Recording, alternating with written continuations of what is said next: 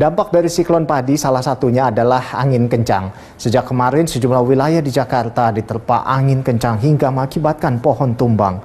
Pohon tumbang terjadi di Jalan Karet, Pasar Baru Barat 2, Tanah Abang, Jakarta Pusat. Akibatnya seorang warga terluka tertimpa pohon. Selain menimpa seorang warga, pohon tumbang juga menimpa sebuah warung serta 2 unit mobil yang terparkir.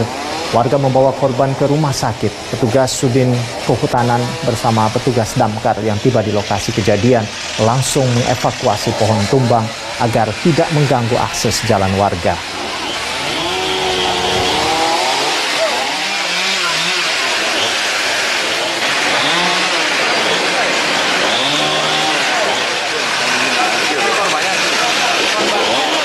Ada angin kencang, Mas. Angin kencang? Iya, angin kencang. Tapi nggak begitu lihat sih aku. Pas lagi memang bocah. Ya. Terus langsung? Iya, aku langsung nyamperin, tapi nggak nyampe udah roboh. Nimpa apa itu? Nimpa warung aku. Nimpa warung Bapak? Terus selain warung Ada korban yang lagi makan satu. ada awal? Mas Yoga namanya ya? Lagi makan? Lagi makan. Dia nggak keburu keluar.